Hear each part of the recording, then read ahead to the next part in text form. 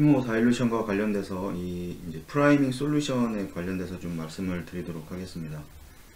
저번 동영상을 통해서 말씀드렸던 내용이긴 한데, 이 프라이밍 솔루션은 이 각 병원마다 그 어떤 특별한 프라이밍이나 이제 카디오플래직 솔루션의 이 성분이 존재를 하고, 이런 각 센터마다의 이제 경험에서 보통 발전을 하게 됐습니다. 그래서 여기에서 뭐 각 병원마다 그 사용되는 솔루션의 종류에는 뭐 노멀셀라인부터 뭐 플라즈마 솔루션, 하트만 솔루션, 뭐 볼루벤도 주입을 하는 데가 있고, 아니면 뭐 예전에는 그 스태치에서 뭐 6%짜리 그 혈장 증량제를 사용하는, 아주 예전에는 그런 경우도 있었는데, 이런 어떤 병원의 사정에 따라서 사용을 하게 되고, 하지만 이제 공통적인 사항들이 있습니다. 그래서 이것들은 뭐냐면, 그 인체의 이제 일렉트로라이트 또는 이제 오스모랄리티를 그 ECF와 그 익스트라 셀룰라 플루이드, 그러니까 세포 이 외액과 가장 근접한, 가장 비슷한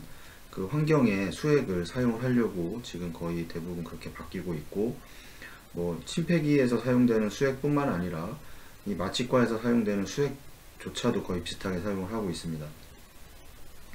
이 각 센터마다 이제 장기간의 퍼퓨전에서 어떤 과도한 이데마의 발생 방지를 위한 어떤 이제 콜로이드가 첨가를 하게 됩니다. 여기서 아까 말씀드렸지만 뭐 가장 많이 사용되는 콜로이드로는 알부민입니다. 알부민.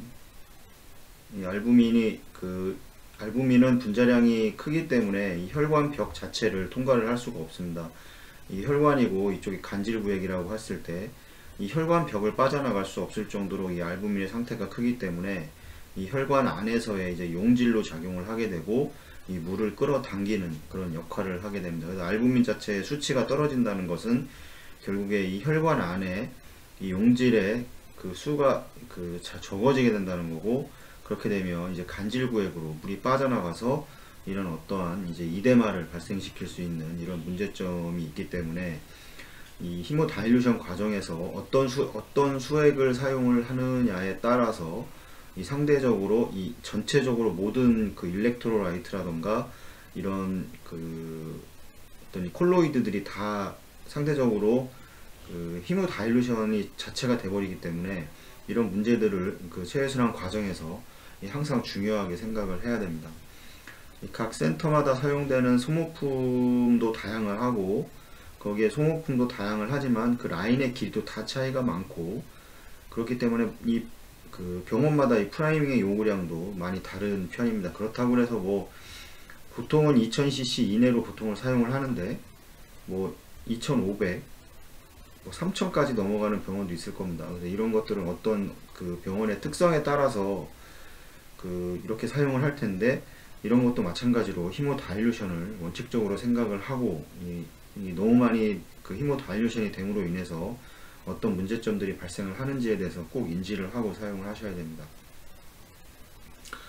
실제적으로 이제 그 수술 환자에서 그 CPB를 운영하거나 아니면 마취과에서 사용되는 수액을 좀 비교를 해보면, 결국에 중요한 거는 공통적인 사항은 그 익스트라 셀룰라 플루이드에서의 정상 범위, 소듐이라던가 포타슘, 칼슘, 뭐 마그네슘, 뭐 클로라이드, 뭐 이런 것들이 정상 범위 내에 있는 수액을 사용을 하려고 합니다. 물론 특수한 상황에서 뭐 소듐 자체가 너무 많이 올라가 있다 그러면은 그 뭐 노멀셀라인 자체를 주기에는 좀 너무 또 상승을 할 수 있기 때문에 부담스럽다는 거하고, 소듐의 경우에 이거를 사용한다고 하는 거는 결국에 이 소듐이라는 거는 결국에는 이 체외 익스트라셀룰라 플루이드에서 가장 많은 양이온입니다. 양이온. 그러니까 이 양이온이고, 그럼 세포 내에서 가장 많은 양이온은 뭐냐면 포타슘입니다. 포타슘. 이 세포 외에는 이 두 개를 간질구액과 이 혈관을 합쳐서 이제 그 세포 외액이라고 그러는데, 여기에는 포타슘이 가장 많이 있습니다. 물론 여기 두 개가 동등하게 140ml 이퀴발런트 리터당 140ml 이퀴발런트가 포함되어 있고, 여기에서 이제 전해질의 차이로 인해서 뭐 아시겠지만 나트륨 이 세포막에는 K펌프라는 게 있어서 이제 어떤 전기 활성화라던가 여러 가지 일으키게 되는데, 이 균형이 무너지게 되면 이제 어떤 문제들이 발생을 하게 됩니다. 그래서 이 소듐을 준다는 거는 결국에는 이 소듐을 공급을 한다는 거는 이 혈관 안에 당연히 모든 수액은 다 혈관 안으로 들어가게 되어 있습니다. 간질액도 아니고 세포내도 아닙니다. 혈관에 들어가서 이제 어떤 항상성에 의해서 이제 균형을 맞추는 거기 때문에 이런 부분에서 혈관에만 들어간다는 거. 그래서 소듐을 주입하게 되면 당연히 소듐 자체가 NaCl이죠. NaCl. 여기 보시면 Na와 Cl이 동등한 비율로 있습니다. 154ml 이큐발란트가 들어가 있는데, 이게 들어가게 되면 결국에는 이 세포 외액에 이 소듐 자체를 올리기 때문에 이제 이 수분이 증가를 하게 되고, 결국엔 물을 보충을 한다는 겁니다. 그래서 근데 문제는 많이 주게 되면 이 소듐 자체가 이 전에 여기에 정상 ECF보다 높기 때문에 고나트륨 혈중을 발생을 할 수가 있고, 혈장 내 나트륨 증가로 인해서 이제 또 과다한 이 수분이 증가를 하게 됩니다. 이런 게 왜 문제가 되냐면, 이제 고혈압 환자들, 이 고혈압 환자들은 말씀을 드렸지만 혈관 자체가 탄성이 별로 없습니다. 그러니까 어느 딱딱해져 있기 때문에 볼륨이 많이 들어오면 어느 정도 일라스틱하게 이게 줄어들고 왔다 갔다 해야 되는데, 이걸 하지 못하기 때문에 어떤 문제가 생기냐면, 이 고정되어 있는 혈관 안에 볼륨 자체가 많아지게 되면 이제 결국에는 이제 혈압 자체가 상승을 하게 됩니다. 혈압이 상승을 한다는 거는 결국에는 앱터로드가 이 증가를 한다는 거기 때문에, 결국에는 이제 앱터로드의 증가는 이제 심장에 이제 부담으로 작용을 하게 됩니다. 그래서 심장에 어떤 무리를 주게 되고, 만약에 심장에 코로나리라든가 어떤 문제가 발생을 했을 때는 좀 더 심각한 문제로 또 발생을 할 수가 있다는 거. 그러니까 이런 문제들 때문에 이제 고혈압 환자들이라든가 이럴 때는 저염식, 소금을 많이 덜 먹으라고 이렇게 얘기를 하는 이유도 마찬가지입니다. 그래서 이 신부전이라든가 신부전에서는 좀 이렇게 좋지 않은 상태가 발생을 할 수가 있습니다. 이 포타슘의 경우에도 마찬가지로 포타슘을 주입을 한다는 거는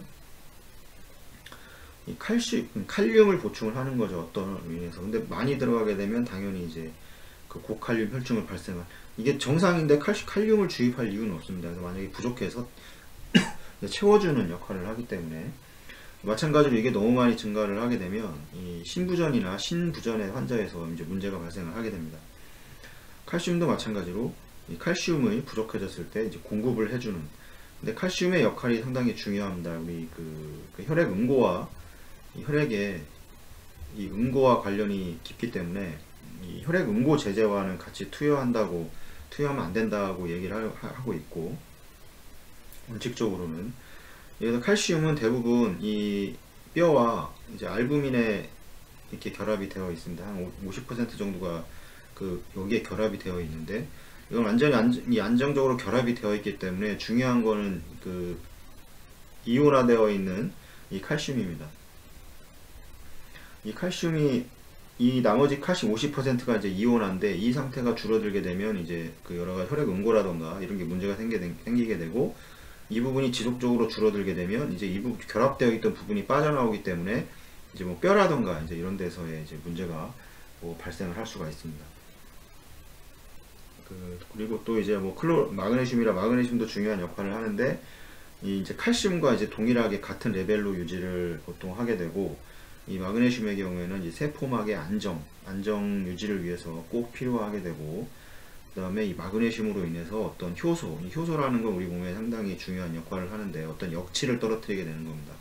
어떤 반응에 대한 에너지를 더 쉽게 반응을 할 수 있도록 역치를 떨어뜨린다고 생각을 하시면 되고, 이 효소를 활성화시키게 된다. 그러면 클로라이드의 경우에도 마찬가지 이제 NaCl과 같이. 근데 클로라이드가 너무 많이 증가를 하게 되면, NaCl을 너무 많이 공급을 하게 되면 소듐도 증가를 하겠지만 이 클로라이드도 같이 증가를 하게 되는데, 이게 음이온입니다. 음이온. 이게 NaCl이던 KCl이던 이 양이온과 음이온이 같은 비율로 안정적으로 유지가 돼서 결합이 되어 있기 때문에, 이 CL의 혈중의 CL 자체가 늘어나게 되면 문제가 뭐가 되냐면,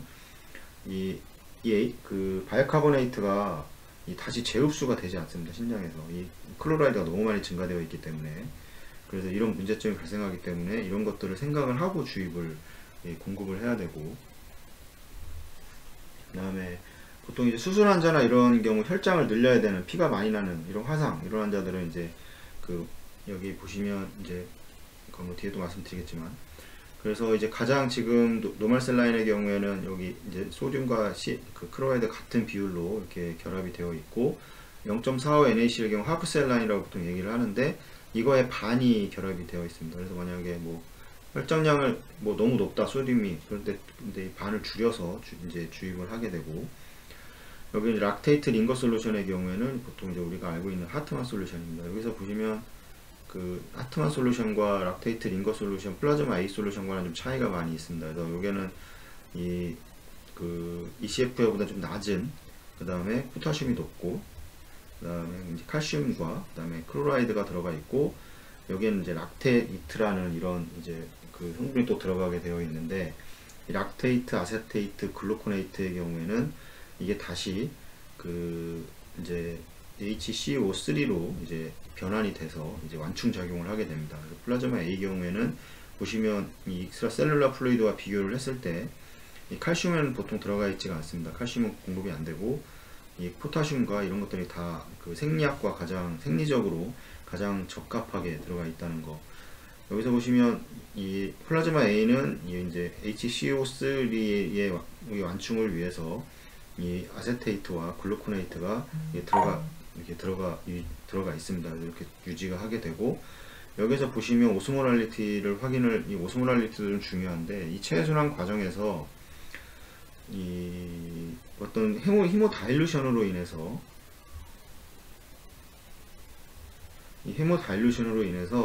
이 오스모랄리티가 이 저하가 되게 됩니다.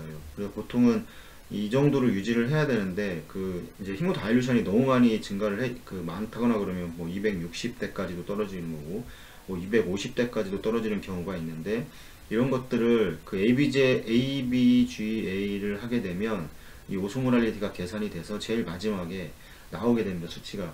그러니까 이 프라이밍을 보고 이 오스모랄리티를 확인을 해서 이런 모든 조건들이 그 계산이 돼서 계산이 되는 거기 때문에, 이 오스모랄리티가 저하되어 있다는 소리는 뭐 환자 자체가 뭐 그 저하가 돼 있었을 수도 있는데, 만약에 정상 범위 내에서 저하가 됐다는 거는 결국에는 히모다일루션 자체가 많이 됐다는 소리이기 때문에, 이런 것들을 뭐 히모필트레이션이라든가 뭐 여러 가지 어떤 방법을 통해서 이제 수분을 제거를 해서 이제 이 오스모랄리티를 상승을 시켜주는 어떤 행동, 또 어떤 일을 해야 됩니다. 그래서 보통 여기에는 보통 오스모랄리티가 308, 노멀셀라인 이건 반이겠죠. 그러면 그 락테이트의 경우에는 280, 그 플라즈마의 경우에는 이제 290 정도 해서 이렇게 이제 오스모랄리티가 들어가 있습니다. 가장 그 생리적으로 적합한 수액은 이 플라즈마 A 솔루션이라고 지금 가장 뭐 현재도 가장 많이 사용이 되고 있는 이 수액입니다. 이런 것들을 좀 확인을 하시면서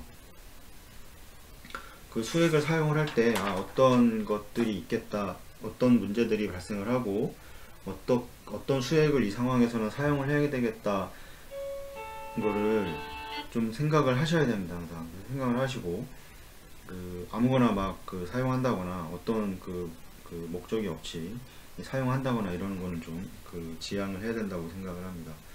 여기서도 계속 이 그림을 제가 슬라이드 하면서 많이 말씀을 드리는데, 이거에 대한 정확한 분포를 아는 것이 상당히 중요합니다. 체외순환에서 이 체액량이 가장 기본이 돼야 되는데, 어떤 체외순환을 운영하는 과정에서 이 체액량을 이해하기 위해서는 이 구획을 알아야 되고, 그 다음에 어떤 그 분포를 알아야 됩니다. 분포.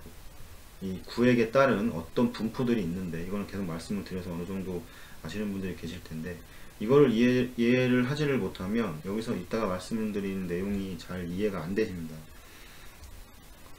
이 히모다일루션 정도를 보통 예측을 하죠. 환자의 몸무게에 따른 이제 어떤 수액량을 곱해서 전체 체액량을 구하게 되고, 그 다음에 환자가 가지고 있는 이제 헤마토크리트라던가, 그 다음에 이제 CPB 적용 전에 마취과에서 투여된 뭐 인트라베스큘라 플루이드의 볼륨, 뭐 수술하기 전에 외부에서 들어가는 볼륨은 거의 마취과에서 들어가는 거 빼고는 없습니다. 이거 얼마만큼 들어갔는지 이것도 좀 계산을 해야 되고, 그 다음에 옥시네이터와 이제 튜빙 회로의 길이, 이 길이가 상당히 중요합니다. 이게 튜빙 회로의 길이도 길이지만 그거에 비한 어떤 사이즈, 그 루멘도 중요해서 이런 것들 예측을 해야 되고,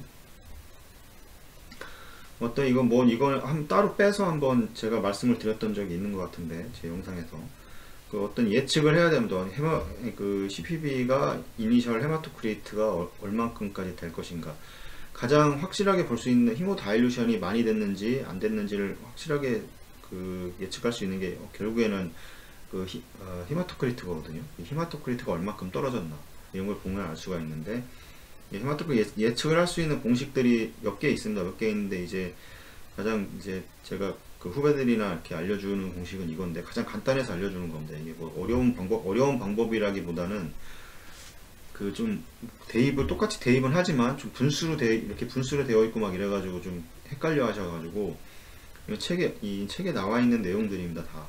이 B1은 이제 블러드 볼륨입니다. 환자의 블러드 볼륨. 환자의 그 체액 전체 볼륨이겠죠.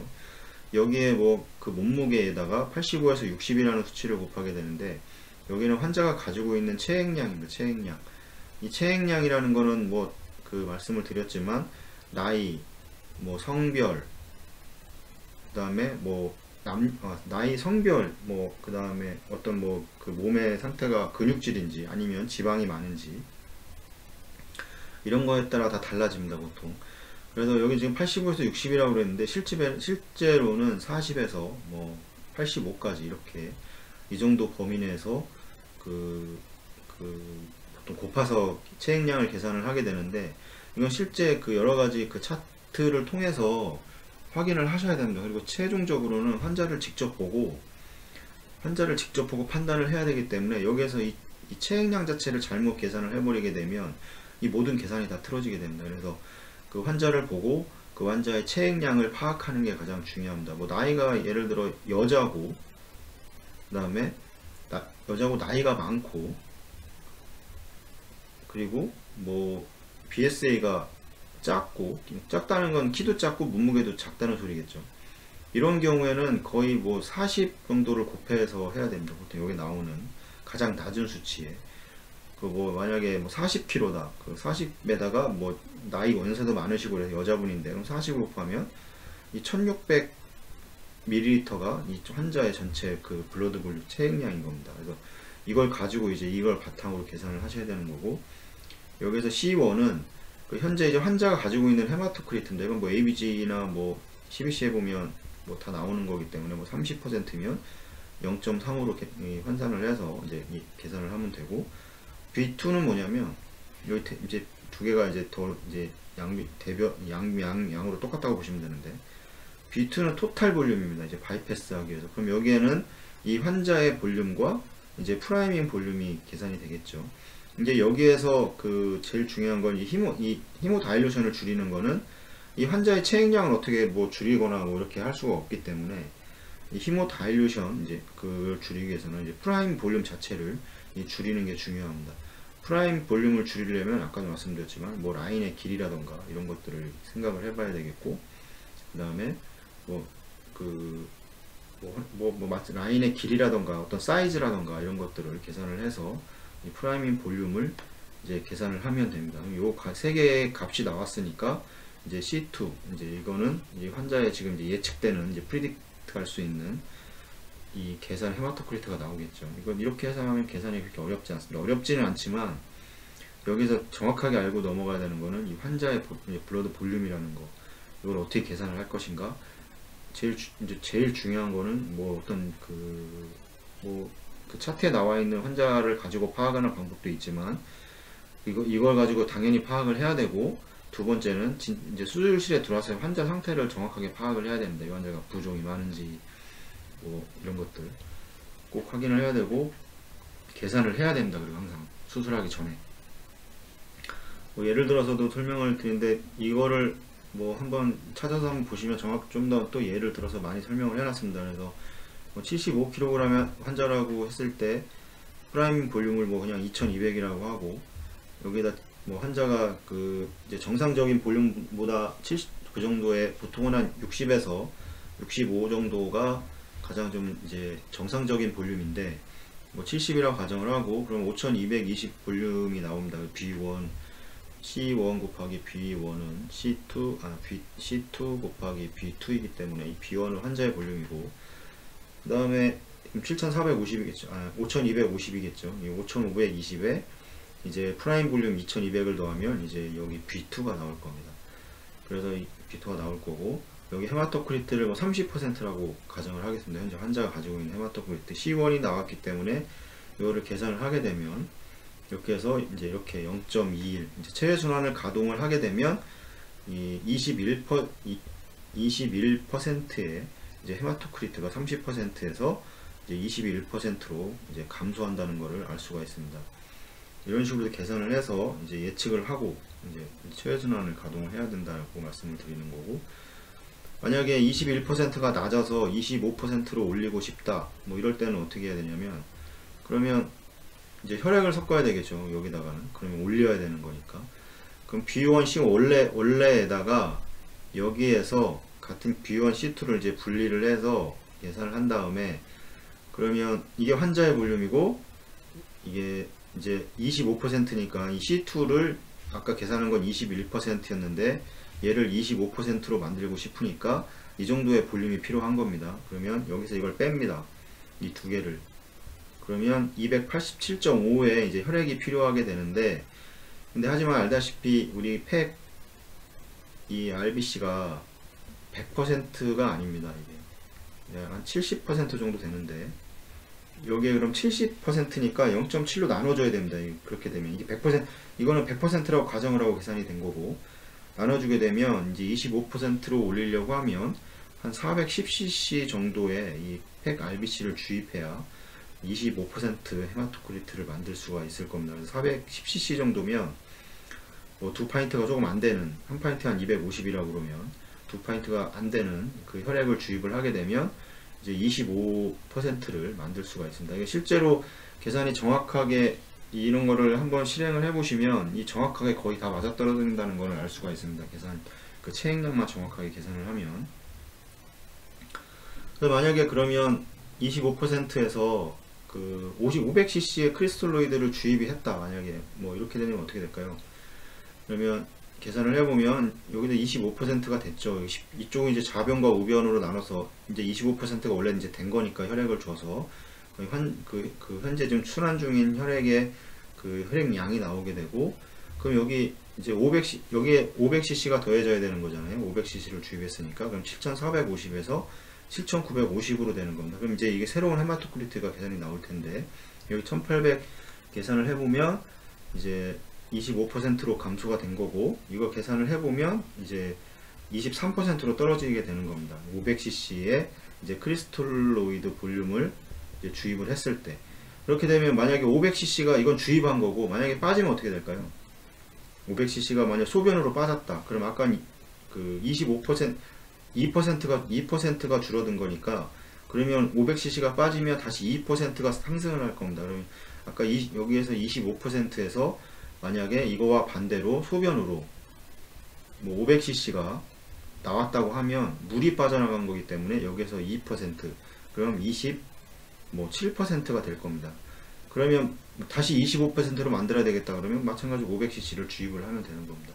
근데 여기까지만 계산을 해보면, 이 500cc 단위로 여기까지만 계산을 해놓으면 그 빠진 양과 들어간 양을 계산을 해보면 이 환자가 몇 퍼센트가, 이 환자에서는 이 몇 퍼센트가 이 500cc에 따라서 몇 퍼센트가 증감을 하는구나, 이것만 알게 되면 계속해서 체외순환 과정 중에 그 쉽게 사용을 할 수가 있습니다. 실제로 이렇게 저는 계산을 해서 사용을 하고 있고, 이게 좀 처음에는 좀 귀찮은 작업이고 뭐 자주 안 할 때도 있고 예전에는 그랬는데, 지금은 이제 어느 정도 계산식이 머릿속에 다 들어와 있고 금방 계산을 할 수가 있습니다. 뭐 5분도 안 걸리는데 계산을 해서 이제 뭐 얼만큼 들어갔는지만 500cc를 기준으로 해서 만들어 놓으면 이게 감소하고 증가함에 따라서 만약 여기선 2% 계산이 나왔는데, 이것만 해주면은 이제 뭐 어떤 더 이상의 계산이 필요 없이 계속해서 주고 빼고를 계산이 가능하기 때문에 이런 방법이 가장 쉬운 것 같아서 이제 후배들한테 이렇게 얘기를 해주고 있는데, 항상 계산을 하고 항상 이 환자가 어떤 상태인지, 어떤 범위를 가지고 움직이는지, 어떤 볼륨의 변화에 대해서 이런 거를 꼭 하라고 이야기를 합니다. 이 영상을 보시는 이제 시작하신 지 얼마 안 된 선생님들께서도 좀 계산을 좀 해보시고 꼭 그 체해순환 과정에서 그 환자의 상태를 조금이라도 더 여러 가지 방법을 통해서 그 좀 더 다가갈 수 있는 그런 상태가 좀 되셨으면 좋겠습니다. 오늘 여기까지 하고 다음에 또 말씀을 드리도록 하겠습니다. 시청해주셔서 감사합니다.